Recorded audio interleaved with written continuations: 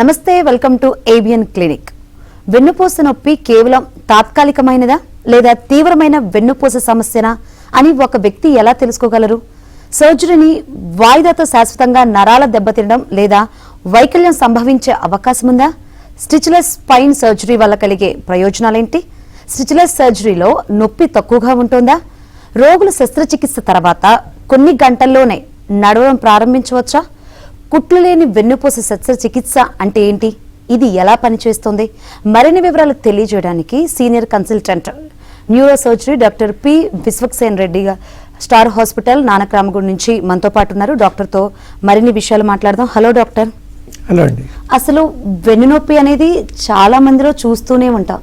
అసలు దీన్ని ఎప్పుడు సీరియస్ గా తీసుకోవాలి? వెన్నపూస సమస్య అనేది చాలా ఫ్రీక్వెంట్గా చూస్తున్నాం. మేము చదువుకునే రోజుల్లో ఒక 40-50 years ఓల్డ్ ఇండివిజువల్కి వచ్చిందంటే కనుక చాలా చిన్న ఏజ్లో వచ్చిందని చెప్పేవాళ్ళం. బట్ ఈ మధ్య మనం చూస్తే కనుక మన లైఫ్ స్టైల్ ప్రభావం కావచ్చు, మన తినే ఆహార అలవాట్లు కావచ్చు, ఇతరత్ర కారణాల వల్ల చాలా యంగ్ పేషెంట్స్లో కూడా మనం ఇది చూడడం జరుగుతుంది. ఆఫ్ లేట్ 20s, 30s ఈ చిన్న ఏజ్లో కూడా మనం ఈ వెన్నపూస సమస్యతో పేషెంట్స్ బాధపడడం చూడడం జరుగుతుంది. అసలు ఎందుకు వస్తుందంటే కొంతమంది ఎక్కువగా మనం పనులు చేయటం వల్ల వస్తుంది అనుకుంటారు, కొంతమంది ఓవర్ వెయిట్ అని చెప్తారు. అసలు కరెక్ట్ రీజన్ ఏంటి సార్? అంటే ఇవన్నీ కూడా కారణాలే. మనకి వెన్నపూస అనేది మన బరువు మోసే ఒక స్ట్రక్చర్ అన్నమాట. సో ఈ బోన్స్ అన్నిటి మీద కూడా మీరు ఎలా కూర్చుంటున్నారు, మీరు ఎలా నడుస్తున్నారు, మీ ఫుట్వేర్ ఏంటి, మీరు కూర్చొని పనిచేసే విధానం ఎలా ఉంది, మీ వెయిట్ ఎంత, మీ అలవాట్లు ఏంటి, ఇవన్నీ కూడా కాంట్రిబ్యూటింగ్ ఫ్యాక్టర్స్. ఎందుకంటే ఒక ఒబిసిటీ అనుకుంటే కనుక ఒక 50 kgs ఇండివిజువల్ ఉంటే అదే వెన్నపూస మన బరువు మోయాలి. అదే ఒక 100 kg ఇండివిజువల్ అయితే కనుక అదే బరువు మోయాల్సి ఉంటుంది. సో ఆబ్వియస్గా బరువు పెరుగుతున్నప్పుడు ఈ వేర్ అండ్ టేర్ అనేది, ఈ వెన్నపూస మీద పడే ఒత్తిడి అనేది పెరగడం జరుగుతుంది. దానివల్ల ఈ మధ్యకాలంలో మనం చూస్తే ఎలాగైతే చిన్న వయసులోనే ఒబిసిటీ సమస్యతో పేషెంట్స్ బాధపడుతున్నారో, మన లైఫ్ స్టైల్ వల్ల కూడా ఇవన్నీ కూడా మనం తరచుగా చూడడం జరుగుతుంది. ఇంతకుముందు మనం మాట్లాడుకున్నట్లు ఈ వెన్నొప్పి అనేది చాలా నార్మల్ అన్నమాట. సో అందరూ ఇది లైట్లే, ఏం కాదు, అదే కొన్ని రోజులు రెస్ట్ తీసుకుంటే తగ్గిపోతుంది అని అనుకుంటారు. సో నెగ్లెక్ట్ చేస్తూ ఉంటారు. నెగ్లెక్ట్ చేయటం వల్ల ఎటువంటి దుష్పరిణామాలు ఎదురయ్యే ఛాన్స్ ఉందంటారు? అంటే బ్యాక్ పెయిన్ ఒకటే ఉంటే కనుక అంత భయపడాల్సిన అవసరం లేదు. సామాన్యంగా ఇవన్నీ కూడా మెకానికల్ బ్యాక్ పెయిన్స్ అంటాం. సో ఈ మెకానికల్ బ్యాక్ పెయిన్స్ అంటే మనకి నడుము నొప్పే కానీ, మెడ నొప్పే కానీ, భుజం నొప్పే కానీ ఇటువంటివి వస్తే అంత పెద్ద భయపడాల్సిన అవసరం ఉండదు. రెడ్ ఫ్లాగ్ సైన్స్ అంటాం. అంటే ఈ నొప్పితో పాటు కాళ్ళు లాగుతుంది, లేదా చేయి లాగుతుంది, లేదా కాలు తిమ్మిరి పట్టిపోతుంది, నడిస్తే కొంత దూరం నడిచిన తర్వాత నొప్పి పెరుగుతుంది, లేదా కాళ్ళు లాగడం పెరుగుతుంది, తిమ్మిరి పెరుగుతుంది, చెప్పు పట్టు ఊడిపోతుంది, పట్టు సరిగా ఉండట్లేదు, లేదా యూరిన్ మోషన్ సంబంధించిన ఇతరత్ర సమస్యలు ఉంటే కనుక వీటిని రెడ్ ఫ్లాగ్ సైన్స్ అంటాం. ఇటువంటి లక్షణాలు ఉంటే కనుక అప్పుడు మనము నెగ్లెక్ట్ చేయకపోవడమే మంచిది. ఏ ఏజ్ నుంచి చూస్తూ ఉంటాం సార్ ఈ నొప్పులు అనేది? అంటే పర్టికులర్గా వర్క్ చేయటం వల్ల వస్తుందా, లేకపోతే ఇది ఏజ్ ఫ్యాక్టర్గా చూడాలా? ఎలా చూడాలి అంటారు?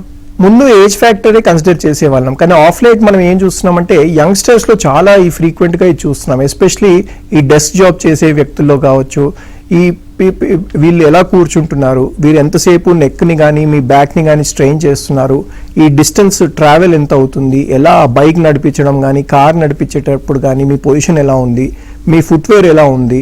సో ఇవన్నీ కూడా కాంట్రిబ్యూట్ చేస్తున్నాయి.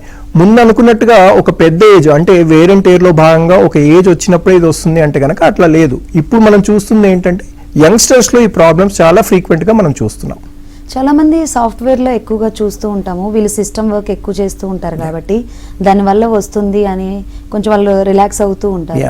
అది రిలాక్స్ అయితే తగ్గిపోయే ప్రాబ్లమేనా అసలు ఇది? ఎక్కువ శాతం అంటే మీరు సింపుల్ మెకానికల్ బ్యాక్ పెయిన్ అయితే కనుక మీరు కొంచెం రెస్ట్ తీసుకొని మీ పోస్చర్ కరెక్షన్ చేసుకొని రెగ్యులర్గా స్పైన్ సంబంధించిన ఎక్సర్సైజ్ రెగ్యులర్గా చేస్తే మెజారిటీ ఆఫ్ ది టైమ్స్ ఈ స్పైన్ ప్రాబ్లమ్స్ అనేవి తగ్గిపోవడం జరుగుతూ ఉంటుంది. ఎస్. ఎప్పుడు మనం సర్జరీ కండిషన్ ఎప్పుడు వెళ్ళాలి అంటారు? సర్జరీ చేయించుకునే సిచ్యువేషన్స్ ఎప్పుడు ఉంటుంది అంటారు? అంటే ఈ రెడ్ ఫ్లాగ్ సైన్స్ ఇప్పుడు చెప్పాను కదా, నడుము నొప్పితో పాటు కానీ, మెడ నొప్పితో పాటు కానీ, చేయి కానీ కాలు కానీ లాగడం, తిమ్మిర్లు రావడము, మంట పుట్టినట్టుగా ఉండడము, చెప్పు కానీ కాలు కానీ చేతు కానీ కాలు కానీ మీకు పట్టు దొరకట్లేదని అనిపించినప్పుడు కానీ, లేదా ఈ పెయిన్ నడుస్తే పెరిగిపోతుంది, కొంత దూరం నడవగానే ఈ తిమ్మిర్లు పెరిగిపోతున్నాయి, లేదా ఇంకా అడ్వాన్స్డ్ స్టేజెస్కి వెళ్తే కనుక కొంతమందికి యూరిన్ స్పర్శ తెలియకపోవడం కానీ, మోషన్ స్పర్శ తెలియకపోవడం కానీ, సామాన్యంగా అంత స్టేజ్ వరకు వెళ్లకుండా చూడడమే కరెక్ట్గా ఉంటుంది. అంటే చాలా మంది సర్జరీ అంటే అమ్మో వెన్నుపూస నొప్పికే మేము సర్జరీకి వెళ్ళాలా అని భయపడుతూ ఉంటారు. సో అలా నెగ్లెక్ట్ చేస్తే ఏమన్నా వైకల్యం వచ్చే ఛాన్స్ ఏమైనా ఉందా సార్? ఈ రెడ్ ఫ్లాగ్ సైన్స్ వచ్చినప్పుడు ఒకవేళ చిన్న ఒత్తిడి ఉంటే కనుక మనకు అంత పెద్ద భయపడాల్సింది లేదు. ఎక్కువ శాతం ఇటువంటి పేషెంట్స్ని మనము మెడిసిన్స్ రెగ్యులర్గా కొంచెం స్పైన్ ఫిజియోథెరపీ లాంటివి, స్పైన్ ఎక్సర్సైజ్ చేయడం కానీ, అలవాట్లు అంటే స్మోకింగ్ లాంటివి ఉంటే ఇవి అవాయిడ్ చేసి కానీ, మన పోస్చర్ కరెక్షన్ చేసుకొని ఇవన్నీ చేసుకుంటే మెజారిటీ ఆఫ్ ది పేషెంట్స్కి మనకి స్పైన్స్ ప్రాబ్లమ్స్ అన్నీ కూడా మనం డీల్ చేయగలుగుతాం. కానీ రెడ్ ఫ్లాగ్ సైన్స్ వచ్చినప్పుడు, సమస్య తగ్గనప్పుడు మనం ఎంఆర్ఐ చేయడం కానీ, ఎక్స్రే చేయడం కానీ జరుగుతుంది. వాటిలో ఒత్తిడి ఎంత తీవ్రంగా ఉంది, ఆ ఒత్తిడి ఎంత తీవ్రంగా ఉంది దాని మీదే మన ట్రీట్మెంట్ అనేది ఆధారపడి ఉంటుంది. ఒకవేళ ఒత్తిడి కనుక చాలా తీవ్రంగా ఉంది, ఈ ఒత్తిడి వల్ల రక్త ప్రసరణ నరానికి తగ్గిపోతుంది, ఆ ఒత్తిడి వల్ల నరం డ్యామేజ్ అవుతుందంటే ఈ రెడ్ ఫ్లాగ్ సైన్స్ పెరిగిపోతుంటాయి అన్నమాట. సో అటువంటి సిచ్యువేషన్స్లో మటుకే మనకి సర్జరీ అవసరం పడుతుంది. స్టార్టింగ్ స్టేజ్లోనే వస్తే ఈ సర్జరీని పోస్ట్ పోన్ చేయొచ్చా? ఎస్, డెఫినెట్గా. మెజారిటీ ఆఫ్ ది పేషెంట్స్ మనం సింపుల్గా మన posture correction, weight reduction, smoking ఉంటే స్మోకింగ్ క్విట్ చేసి, లేదా ఎక్సర్సైజెస్ చేసి, స్పైన్ స్ట్రెంథనింగ్ ఎక్సర్సైజ్ కనుక రెగ్యులర్గా చేస్తే సిమ్టమాటిక్ అంటే నొప్పి ఎక్కున్నప్పుడు కొంచెం మెడికేషన్ వాడుకుంటూ ఎక్సర్సైజెస్ చాలా ఇంపార్టెంట్. సో చాలామంది ఏం చేస్తారంటే మందులు వాడి కొంచెం రెస్ట్ తీసుకొని తగ్గిపోయిందంటే రిలాక్స్ అయిపోతారు. అట్లా చేయకుండా సమస్య తగ్గిన తర్వాత రెగ్యులర్గా మనం స్పైన్ ఎక్సర్సైజ్ చేస్తే గనక ఈ సమస్య ఫ్యూచర్లో పెరగకుండా కాపాడగలుగుతాం. ఇప్పుడు చాలా సర్జరీలు అందుబాటులో వచ్చింది, ఎప్పటికప్పుడు వైద్యం కూడా అప్డేట్ అవుతూనే ఉంది. ఇప్పుడు ఎటువంటి సర్జరీలు అందుబాటులో వచ్చినాయి? ఈ మధ్య విన్నాను స్టిచ్లెస్ సర్జరీ అన్నారు, దానివల్ల యూసేజ్ ఏంటి సార్? అంటే ముందు ఒక 20-30 ఇయర్స్ బ్యాక్ చాలా మందికి మనం చూస్తే ఈ స్పైన్ని పూర్తిగా కోయడము, డిసెక్షన్ ఎక్కువ చేయడం జరిగేదన్నమాట. ఇప్పుడు ఏంటంటే మనకి అడ్వాన్స్మెంట్స్ ఇన్ ఇన్వెస్టిగేషన్స్ కావచ్చు, అడ్వాన్స్మెంట్స్ ఇన్ టెక్నాలజీ వల్ల ఏంటంటే మనం స్పెసిఫిక్గా ఇది కారణం అంటే మనకి నడుములో కనుక చూస్తే 5 బోన్స్ ఉంటాయి. సో ఈ 5 బోన్స్లో ఎక్కడ ప్రాబ్లం ఉంది, ఆ రెడ్ ఫ్లాగ్ సైన్స్ ఉన్నప్పుడు ఇవన్నీ చేయడం జరుగుతుంది అనమాట. సో ఆ స్పెసిఫిక్గా ఎక్కడ ఉందో చూసుకొని దాన్ని టార్గెటెడ్గా దాన్ని అడ్రస్ చేస్తాం కాబట్టి ఎక్కువ మజిల్ కటింగ్ కానీ, స్కిన్ కటింగ్ కానీ, ఎక్కువ డిసెక్షన్ కానీ ఉండదు. కాబట్టి మనం ఎగ్జాక్ట్గా పిన్ పాయింట్గా ఆ ప్రాబ్లమ్ని అడ్రస్ చేస్తున్నాము. అక్కడ మటుకే వెళ్ళి ఎండోస్కోపిక్ స్పైన్ సర్జరీస్ అంటాం. సో దీంట్లో ఏం చేస్తామంటే హార్డ్లీ ఒక 5 to 6 mm ఒక చిన్న కట్ ఇచ్చేసి ఆ ఇన్స్ట్రుమెంట్స్ పాస్ చేసి చిన్న ఇన్స్ట్రుమెంట్స్ తోని ఆ ఒత్తిడి కనుక ఉంటే నరాన్ని ఫ్రీ చేయడం అనేది ఎండోస్కోపిక్ స్పైన్ సర్జరీ అనమాట.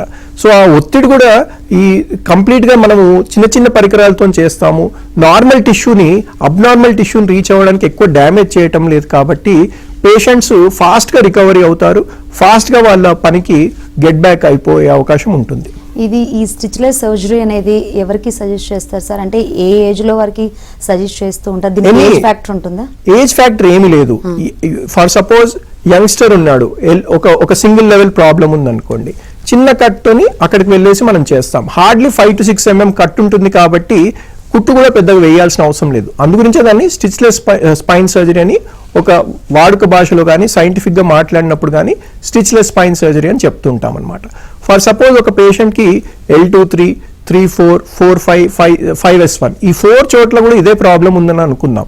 సో ప్రతి లెవెల్లో కూడా మనం ఆ కెమెరాని పంపించేసి చిన్న కట్తోనే అడ్రస్ చేస్తున్నాము.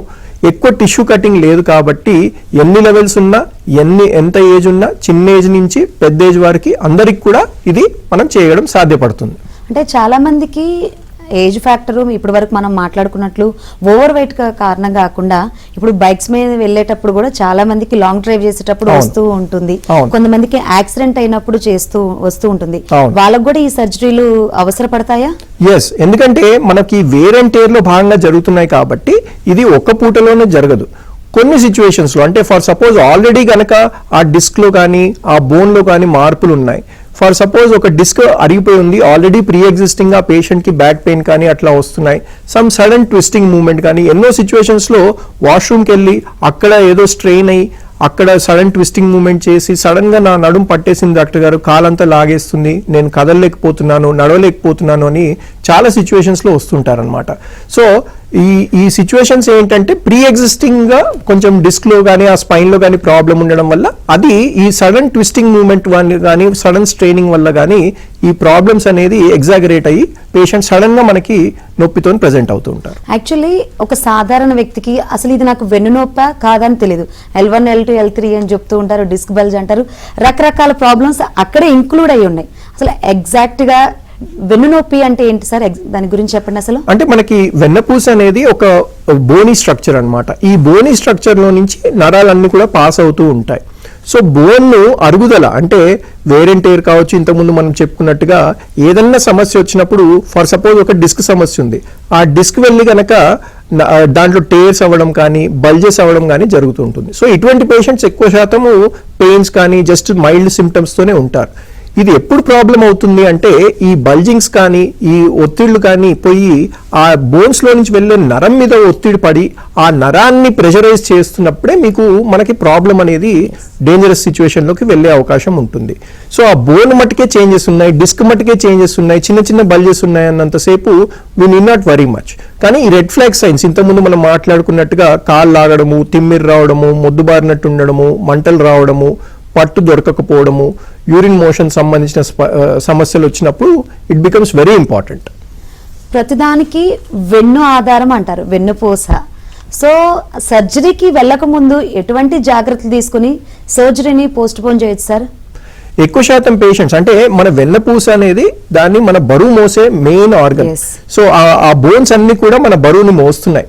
సో ఈ చిన్న చిన్న సమస్యలు ఉన్నంతసేపు మనము సింపుల్ గా ఎక్సర్సైజ్ చేసుకొని ఆ వెన్నపూస చుట్టూ ఉండే కండరాలని మనం స్ట్రెంథెన్ చేసుకుంటే గనక మెజారిటీ ఆఫ్ ది పేషెంట్స్ మనం మందులు ఎక్సర్సైజ్ తోనే సెట్ చేసుకోవడం జరుగుతుంది. కానీ రెడ్ ఫ్లాగ్ సైన్స్ ఉన్నప్పుడు మటుకు మేబీ అంటే ఇనిషియల్ గా we try with medicines, we try with physiotherapy, ఎంతకీ తగ్గట్లేదు, సమస్య పెరిగిపోతుంది, ఇంకా సమస్య పెరిగిపోతుంది అన్నప్పుడు మటుకు ఒత్తిడి తీవ్రత అంటే చిన్న ఒత్తిడి ఉంది కానీ సమస్య ఎక్కువ ఉంది అన్నప్పుడు దానికి సర్జరీ అవసరం లేదు. ఒత్తిడి తీవ్రంగా ఉంది, మనకి సమస్య ఎక్కువగా ఉంది, తగ్గట్లేదు అన్నప్పుడు మట్టుకే మనం సర్జరీ అనేది సజెస్ట్ చేయడం జరుగుతుంటుంది. సో ఎక్కువ శాతం అంటే మేబీ ఒక 100 పేషెంట్స్ మనం చూస్తే ఓపీలో maybe 90 to 95% of the patients simple rest and exercise సరిపోతుంది. ఈ స్టిచ్లెస్ స్పైన్ సర్జరీ అంటే నొప్పి తక్కువగా ఉంటుంది సార్. సర్జరీ అంటేనే చాలా పెద్దగా చూస్తారు చాలా మంది. సో స్టిచ్లెస్ సర్జరీ అంటే చాలా నొప్పి తక్కువగా ఉంటుంది, ఎలా ఉంటుంది ఇది? అంటే ఈ స్టిచ్లెస్ స్పైన్ సర్జరీ అనేది ఏంటంటే పూర్వం మనము ఈ స్కిన్ కట్ చేసి మజిల్ కట్ చేసి అంతా సపరేట్ చేసి డిసెక్షన్ చేసి అంటే ఒక abnormal posture for suppose skin నుంచి ఇంత డెప్త్ లో ఉంటుంది మనకి వెన్నపూస అనేది. సో ఆ అబ్నార్మాలిటీ ఆ ప్రాబ్లం ఉన్న చోటకి రీచ్ అవ్వడానికి మనము నార్మల్ టిష్యూని అంతా కూడా కట్ చేయడం కానీ సపరేట్ చేయడం కానీ జరుగుతూ ఉంటుంది. సో ఇటువంటి సిచ్యువేషన్స్ ని అవాయిడ్ చేయడానికి వచ్చిన టెక్నాలజీ అంటే మేబీ ఒక 10-15 years నుంచి మేము ఏం చేస్తున్నామంటే ఎక్కువ కోత లేకుండా చిన్న కట్తోని కెమెరా పాస్ చేసి సో ఈ కెమెరా పంపించేటప్పుడు మట్టుకే ఒక హార్డ్లీ 5 to 10 minutes సరిపోతుంది అనమాట. సో అబ్నార్మల్ టిష్యూ ఉన్న చోటికి వెళ్ళేసి అక్కడ చిన్న చిన్న పరికరాలతోని ఆ బోన్ని చిన్న కటింగ్ చేసేసి నరం మీద పడే ఒత్తిడి అనేది తీసేయడం జరుగుతూ ఉంటుంది. సో ఈ అబ్నార్మల్ టిష్యూ ప్రాబ్లం ఉన్న చోటకి రీచ్ అవ్వడానికి మనం నార్మల్ టిష్యూని ఎక్కువ డ్యామేజ్ చేయట్లేదు కాబట్టి ఆపరేషన్ తర్వాత ఉండే ప్రాబ్లమ్స్ కానీ కాంప్లికేషన్స్ కానీ నొప్పులు కానీ పేషెంట్ ఎంత త్వరగా రికవర్ అవుతాడంటే ఫాస్ట్గా ఎర్లీగా వాళ్ళ బ్యాక్ టు నార్మల్ లైఫ్కి వెళ్ళిపోవడం జరుగుతూ ఉంటుంది. సో అందుగురించే ఎక్కువ శాతం అంటే పెద్దవాళ్ళు కావచ్చు చిన్నవాళ్ళు కావచ్చు మేబీ ఇంకా చిన్నవాళ్ళలో వీ షుడ్ ఎంకరేజ్ ఒకవేళ సర్జరీ అవసరం పడిందంటే మటుకు ఈ ఎండోస్కోపిక్ స్పైన్ సర్జరీ అనేది సజెస్ట్ చేయడం జరుగుతూ ఉంటుంది అనమాట. ఎట్ ది సేమ్ టైం పెద్దవాళ్ళలో కూడా వాళ్ళు అంత ఎంత రెస్ట్రిక్ట్ అయిపోతారంటే పూర్వము ఆపరేషన్ చేసిన తర్వాత నెలల తరబడి వాళ్ళు పడుకోవాల్సి వచ్చేది. సో ఇప్పుడు మనం ఏం చేస్తున్నాం అంటే ఈ చిన్న కట్తో చేస్తున్నాం కాబట్టి పేషెంట్స్ అనేది ఎక్కువ రోజులు పడుకొని ఉండాల్సిన అవసరం లేదు. వాళ్ళు ఫాస్ట్గా చేసిన వెంబడే మనం నడిపించడం జరుగుతూ ఉంటుంది, ఫాస్ట్గా ఫిజియోథెరపీ స్టార్ట్ చేయడం జరుగుతూ ఉంటుంది. సో ఇవన్నీ చేయడం వల్ల పేషెంట్ రికవరీ బెటర్గా ఉంటుంది అనమాట. అంటే ఎంతకాలం రెస్ట్ తీసుకోవాలి అంటారు? అంటే వాళ్ళ డైలీ రొటీన్స్ చేసుకోవచ్చా అండి? అంటే స్టిచ్లెస్ అంటున్నారు, చాలా చిన్న కాట్ అంటున్నారు. అవును. సో బ్యాక్ టు నార్మల్సీ ఫాస్ట్గా అండి. అంటే మనం సర్జరీ అయిపోయి ఒకవేళ అనెస్థీషియా ఇస్తే కనుక అనెస్థీషియా ఎఫెక్ట్ పోయే 1-2 గంటల్లోనే ఒకవేళ కొన్ని సిచ్యువేషన్స్లో లోకల్ అనెస్థీషియాలోనే ఈ సర్జరీస్ చేసేస్తాం అనమాట. సో అటువంటి సిచ్యువేషన్స్లో కనుక అనెస్థీషియా ఎఫెక్ట్ ఒక హాఫ్ అన్ అవర్ కానీ 1 అవర్ కానీ ఉంటుంది. ఆ ఎఫెక్ట్ పోగానే మనం పేషెంట్ని కూర్చోబెట్టడం, నడిపించడం జరుగుతూ ఉంటుంది.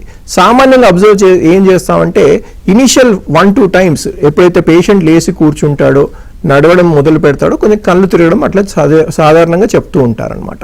సో కొంచెం అప్పటి వరకు మనం సపోర్ట్గా ఉండేసి మేబీ ఇప్పుడు ఫర్ సపోజ్ మార్నింగ్ సర్జరీ అయిందనుకోండి, ఒక హాఫ్ అన్ అవర్ 1 అవర్ తర్వాత మనం పేషెంట్ని కూర్చోబెట్టడం, నడిపించడం సాధ్యపడుతుంది అనమాట. సాయంత్రానికల్లా పేషెంట్కి ఈ కళ్ళు తిరగడం కానీ, నాజియా, వామిటింగ్ కానీ ఇటువంటి సిచ్యువేషన్స్ లేవంటే కనుక మనం సేమ్ డేనే పేషెంట్ని డిశ్చార్జ్ చేయడం కూడా జరుగుతూ ఉంటుంది అనమాట. ఒక 1 వీక్ వరకు ఆ ఆపరేషన్ అయిన చోట మనం తడపొద్దు, దాన్ని స్నానం చేయొద్దని చెప్తాము. మామూలుగా ఫిజియోథెరపీ కానీ, ఎక్సర్సైజెస్ కానీ, మీరు బ్యాక్ టు నార్మల్ వర్క్ అనమాట. మీరు మెట్లు ఎక్కొచ్చు, దిగొచ్చు. ఒకటే సిచ్యువేషన్ ఏం చెప్తామంటే ముందు కొంగి బరువులు ఎత్తొద్దని చెప్తామన్నమాట. అంటే ఒక 70-80 ఇయర్స్ ఉన్న వాళ్ళకు కూడా ఈ సర్జరీ అనేది సెట్ అవుతుందా సార్? ఎందుకంటే అప్పటికే బాడీ సపోర్ట్ చేయదు. సో మనం ఈ వాళ్ళలోనే ఎక్కువ చూస్తూ ఉంటాం కాబట్టి ఏజ్ ఫ్యాక్టర్ కూడా ఉంది కాబట్టి వాళ్ళ సెట్ అవుతుందా ఇది? అంటే మనకి కామన్ గా ఉన్న భ్రమ ఏంటంటే పెద్దవాళ్ళలో వెన్నపూస సమస్య వచ్చినప్పుడు దాన్ని ఇంకా చేయకూడదు అని అనుకుంటూ ఉంటారు అనమాట. అది పాత థాట్ ప్రాసెస్.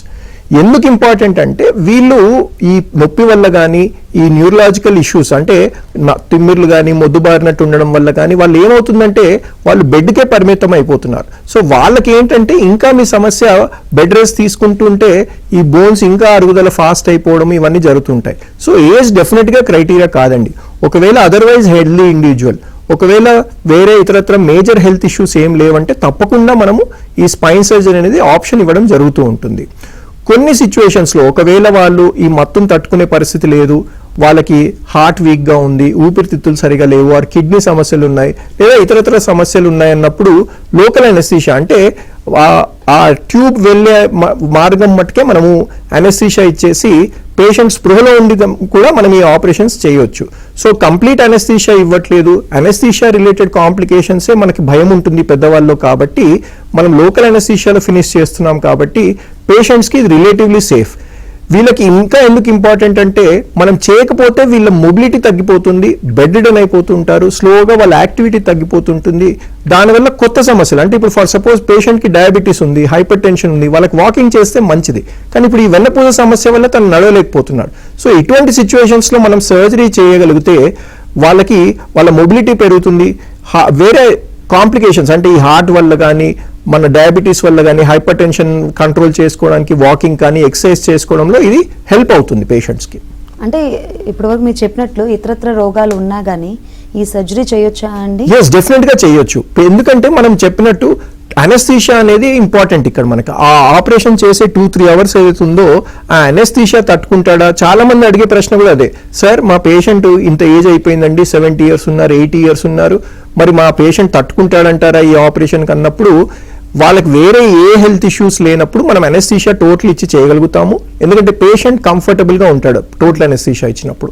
ఒకవేళ అట్లాంటి లేని సందర్భంలో అంటే తన పేషెంట్ బాడీ టోటల్ అనెస్థీషియాకి సహకరించేలా లేదన్నప్పుడు మటుకు మనం లోకల్ అనెస్థీషియాలో ఇది చాలా సింపుల్గా చేయగలుగుతాం. సో లోకల్ అనెస్థీషియాలో చేస్తున్నాము, వేరే ఫిజియాలజీని ఎక్కువ డిస్టర్బ్ చేయట్లేదు కాబట్టి సర్జరీ చాలా ఫ్రీగా అయిపోతుంది. ఇప్పుడు అంటే ఈ సర్జరీ అనేది అనెస్థీషియా మీద డిపెండ్ అయి ఉంటుంది మెయిన్లీ. ఎందుకంటే రికవరీ అనేది ఎంత డ్యామేజ్ అయిందో దాని మీద ఆధారపడి ఉంటుంది, సర్జరీ చేయించాలా లేదా. ఎందుకంటే చాలా మందికి భయం ఏముంటుందంటే అనెస్థీషియా ఇచ్చినప్పుడు ఏమన్నా కాంప్లికేషన్స్ వస్తాయా, ఏమన్నా గుండెపోటు వస్తుందా, ఏమన్నా కిడ్నీ ఫెయిల్ అవుతుందా, ఇటువంటి భయాలు ఉంటాయన్నమాట. సో సర్జరీ ఒక 10 ఇయర్స్ బాయ్కి చేసినా, ఒక 100 ఇయర్స్ ఇండివిజువల్కి చేసినా risk is the same. So anaesthesia పరంగానే మన రిస్క్లో వేరియేషన్ ఎక్కువ వస్తుంది కాబట్టి అనెస్థీషియాని కన్సిడర్ చేసి చెయ్యాలా లేదా అనేది ఆలోచించడం జరుగుతూ ఉంటుంది అనమాట. అంటే ఇది ఒక చిన్న ఘాట్, అసలు ఇది పెద్ద సర్జరీ కాదు అన్నట్లు చెప్తున్నారు. సో దీని ఇంపాక్ట్ ఎలా ఉంటుంది ఫ్యూచర్ గా చూసుకుంటే? అంటే మనం ఇక్కడ ఈ చిన్న కెమెరా పంపించి ఒక మేజర్ ఇష్యూని ఒక చిన్న కట్తో చేస్తున్నాం అంతే తప్ప సర్జరీ ఏం చిన్నది కాదు, దాన్ని అలా తీసిపడేయడానికి ఉండదు అనమాట. సో అనెస్థీషియా మనం తగ్గించుకున్నా సరే, చిన్న కట్తో చేసినా సరే అక్కడ ఒక మేజర్ ఇష్యూని మనం అడ్రస్ చేయడం జరుగుతుంది. అంటే నరం మీద ఒత్తిడి పడుతుంది కాబట్టి ఆ ఒత్తిడి వల్ల పేషెంట్ మొబిలిటీ తగ్గుతుంది కాబట్టి ఆ మేజర్ ఇష్యూని అడ్రస్ చేయడానికి మనం ఈ సర్జరీ అనేది సజెస్ట్ చేస్తున్నాం. సో ఈ సర్జరీ చేసినప్పుడు మనం ఎక్కువ నార్మల్ టిష్యూని డ్యామేజ్ చేయట్లేదు, అబ్నార్మల్ టిష్యూని ఒక మేజర్ ఇష్యూ. ఎందుకంటే నరం మీద ఒత్తిడి పడడం అనేది ఒక major issue. It's not a small surgery. At the same time మనకి ఏంటంటే ఒక అబ్నార్మల్ టిష్యూని రీచ్ అవ్వడానికి ఒక చిన్న కట్తో వెళ్తున్నాం కాబట్టి రికవరీ బాగుంటుంది. కాబట్టి తప్పకుండా ఇది అవసరం అవుతున్నప్పుడు మనం సర్జరీ సజెస్ట్ చేయడం జరుగుతూ ఉంటుంది. ఇప్పుడు స్పోర్ట్స్లో వాళ్ళు కూడా ఎక్కువగా చూస్తాం సార్, అంటే వాళ్ళు సర్జరీకి అంత ఇంట్రెస్ట్ చూపించరు. సో వారి విషయంలో ఎటువంటి కేర్ తీసుకుంటూ చేస్తారు? అంటే ఇక్కడ ప్రాబ్లం ఎక్కడ వస్తుంది అంటే ఈ రెడ్ ఫ్లాగ్ సైన్స్ ఉన్నప్పుడు ఎంత పెద్ద స్పోర్ట్స్ మెన్ అయినా సరే, ఎంత యాక్టివ్ లైఫ్ ఉన్నా సరే, వెన్ ఇట్ బికమ్స్ మ్యాండేటరీ, అంటే ఒత్తిడి చాలా తీవ్రంగా, ఒత్తిడి ఎంత ఉందనే దాని మీద మీ ట్రీట్మెంట్ ఆధారపడి ఉంటుంది. చిన్న చిన్న ఒత్తిడిలు ఉన్నాయనుకోండి, దానికి ఎటువంటి సర్జరీస్, ఎటువంటి సమ్టైమ్స్ మెడిసిన్స్ కూడా అవసరం లేదు. సింపుల్ పోస్చర్ కరెక్షన్, ఎక్సర్సైజ్ చేస్తే సరిపోతుంది. కానీ ఒత్తిడి తీవ్రంగా ఉన్నప్పుడు, నరం మీద ఒత్తిడి ఎక్కువైపోతున్నప్పుడు నరం డ్యామేజ్ అవుతుంది. నరం ఏం పనిచేస్తుంది మన బాడీలో? నరం అనేది ఒక కరెంట్ వైర్ లాగా. సో కాళ్ళు పనిచేయాలన్నా, మీ స్పర్శ తెలియాలన్నా, యూరిన్ స్పర్శ తెలియాలన్నా, మోషన్ స్పర్శ తెలియాలన్నా ఇదే నరం మీద పనిచేస్తుంది. సో ఈ నరం డ్యామేజ్ అయితే, ఎట్లాగైతే ఆ కరెంట్ వైర్ డ్యామేజ్ అయినప్పుడు మనకి బల్బు వెలగదో, అలా నరం డ్యామేజ్ అయితే కనుక కాలు పడిపోవడం కానీ, దొడ్డికి మూత్రం స్పర్శ కోల్పోవడం కానీ జరుగుతూ ఉంటుందన్నమాట. సో స్పోర్ట్స్ పర్సన్ అయినా సరే, ఒక రెగ్యులర్ వ్యక్తి అయినా సరే, మేబీ ఇంకా స్పోర్ట్స్ పర్సన్లో ఎక్కువ ఇండికేషన్ ఉంటుంది అటువంటి సిచ్యువేషన్స్లో. ఎందుకంటే వాళ్ళ యాక్టివ్ లైఫ్, పరిగెత్తాలి, ట్విస్ట్ చేయాలి, టర్న్ చేయాలి, చాలా యాక్టివిటీస్ ఉంటాయి. కాబట్టి మేబీ వెన్ ఇండికేటెడ్ వాళ్ళకి ఇంకా ఫాస్ట్గా ఇది చేయాలి. ఇంకొక ఇంపార్టెంట్ పాయింట్ ఏంటంటే ఈ ఎండోస్కోపిక్ స్పైన్ సర్జరీ వల్ల రికవరీ ఫాస్ట్ ఉంటుంది. కాబట్టి ఈ స్పోర్ట్స్ ఆడే ఇండివిజువల్స్లో ఎండోస్కోపీనే ఎక్కువ ప్రిఫర్ చేయడం జరుగుతూ ఉంటుంది. Yes, being a neurosurgery, చాలామంది భయపడుతూ ఉంటారు సర్జరీ అంటే. సో ఏం చెప్తారు పేషెంట్స్కి? ఎటువంటి సజెషన్స్ ఇస్తూ ఉంటారు? సర్జరీ అంటే భయం లేదు, ఏంగా చిన్నదని చెప్తారా, ఏం చెప్తారు? అంటే సర్జరీలో మెయిన్గా నేను పేషెంట్స్కి ఏం చెప్తానంటే, మీరు ఒక 10 years old ఇండివిజువల్ అయినా సరే, ఎంత పెద్ద ఇండివిజువల్ ఉన్నా, the risk is not more than 0.5 to 1%. So risk ఎక్కువ లేదు. మనం ఒత్తిడి ఉన్నప్పుడు, తీవ్రమైన ఒత్తిడి ఉన్నప్పుడు నరం డ్యామేజ్ అయితే ఏమవుతుంది? ఆ నరం డ్యామేజ్ అయిపోయిందంటే కాలు పనిచేయకపోవడం కానీ, స్పర్శ తెలియకపోవడం కానీ, యూరిన్ మోషన్ స్పర్శ తెలియకపోవడం కానీ, పేషెంట్ డెబిలిటీ అనేది పెరిగిపోతుంటుంది అనమాట. సో సర్జరీలో కూడా నరం చుట్టూతా ఈ ఆపరేషన్ జరుగుతుంది కాబట్టి మనకి ఒక 0.5 to 1% ఈ రిస్క్ తీసుకోవాల్సి ఉంటుంది. సామాన్యంగా మనం రొటీన్ ఇండివిజువల్స్లో అంత పెద్ద భయపడాల్సింది లేదు, అంతగా ఉండదు. సో ఈ సర్జరీ చేసినప్పుడు ఇప్పుడు ఫర్ సపోజ్ ఓపెన్ సర్జరీ అనుకోండి, నేను ఇక్కడి నుంచి ఆ టిష్యూని అంత దూరంలో చూస్తున్నాను. ఎండోస్కోప్లో ఏమవుతుంది? ఆ కెమెరా అనేది లోపల వరకు వెళ్తుంది. నా కళ్ళు, నా చూపు అనేది డైరెక్ట్గా నరం చుట్టూతోనే ఉంటుంది. సో ఈ ఎండోస్కోపిక్ స్పైన్ సర్జరీలో ఏమవుతుందంటే నరంని చాలా ఈజీగా ఫ్రీ చేయొచ్చు అండ్ డైరెక్ట్ విజన్ మనకు అక్కడ ఉంటుంది. కాబట్టి కాంప్లికేషన్ రిస్క్ అంటే ఇన్ఫెక్షన్స్ కావచ్చు, మీకు పోస్ట్ ఆపరేటివ్ న్యూరలాజికల్ డెఫిసిట్స్ అంటాము, అంటే కాలు పనిచేయకపోవడం కానీ, యూరిన్ స్పర్శ తెలియకపోవడం కానీ, ఇటువంటి బ్యాడ్ కాంప్లికేషన్స్ ఏవైతే ఒక 20-30 years బ్యాక్ చూసే వాళ్ళమో ఇప్పుడు అంతగా చూడట్లేదు. The overall risk is not more than 0.5 to 1%. ఒక సర్జరీ అంటే ఎన్నో రోజులు రెస్ట్ తీసుకోవాలి, పెద్ద పెద్ద ఘాట్లు ఉంటాయి, అదో పెద్ద ప్రాసెస్. ఇప్పుడేమో మీరు స్టిచ్లెస్ సర్జరీ అని చెప్తున్నారు, ఇది ఎలా వర్క్ అవుతుంది? అంటే అదే మనము కట్ చేస్తున్నాము, లోపలికి వెళ్తున్నాము, ఆ ప్రాబ్లమ్ని అడ్రస్ చేసి వస్తున్నాము, మళ్ళీ టిష్యూస్ అన్నిటిని కూడా మనము క్లోజ్ చేసి రావాలి. ఇప్పుడు ఫర్ సపోజ్ ఒక రూమ్లోకి మనం ఎంటర్ అవ్వాలి అంటే గోడ బద్దలు కొట్టుకొని వెళ్ళడం ఒక పద్ధతి, ఒక చిన్న విండో క్రియేట్ చేసి లోపలికి వెళ్ళడం ఒక పద్ధతి, ఒక చిన్న హోల్ చేసి కెమెరా పంపించి మన పని పూర్తి చేయడం ఒక పద్ధతి. సో ఈ ఎండోస్కోపీ అనేది థర్డ్ పద్ధతి అనమాట. సో గోడంతా బద్దలు కొట్టట్లేదు కాబట్టి మనకు రికవరీ అనేది చాలా ఫాస్ట్గా ఉంటుంది. But at the same time small cut, but we're addressing the entire problem. అంటే ఒక చిన్న కట్తోని మనం కెమెరా పంపించి ఆపరేషన్ చేసే పరికరాలు కానీ, డ్రిల్స్ కానీ ఇవన్నీ ఉంటాయి. సో ఎవ్రీథింగ్ మనం ఆ చిన్న కట్ నుంచే పంపిస్తున్నాం కాబట్టి ఆపరేషన్ టైం కొంచెం ఎక్కువైనా సరే in comparison to open surgery మనకు డ్యామేజ్ ఎక్కువ జరగట్లేదు కాబట్టి మీ రికవరీ అనేది కొంచెం బెటర్గా ఉంటుంది. ఆఫ్టర్ సర్జరీ వర్కౌట్స్ చేసుకోవచ్చు సార్ ఈజీగా? ఎస్, అంటే మనం ఫిజియోథెరపీ, బేసిక్ ఫిజియోథెరపీ అనేది స్టార్ట్ చేయడం జరుగుతుందండి. With same day of surgery మనం బేసిక్గా కొన్ని ఎక్సర్సైజెస్ ఉంటాయి, ఆ ఎక్సర్సైజెస్ స్టార్ట్ చేస్తాము.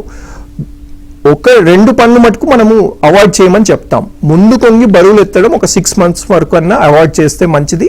ఒకవేళ అట్లా చేయాల్సి వచ్చినా స్క్వాట్ చేసి పిక్ చేసుకొని యూ కెన్ స్టాండ్ అప్. కానీ ముందు కొంగి బరువులు ఎత్తడం అనేది చేయకండి అని చెప్తూ ఉంటాం. ఇంకొక పని, కింద భూమి మీద కూర్చోవద్దు. ఒకవేళ కూర్చోవాల్సి వచ్చినా కొంచెం స్టూల్లో వేసి కూర్చోవచ్చు.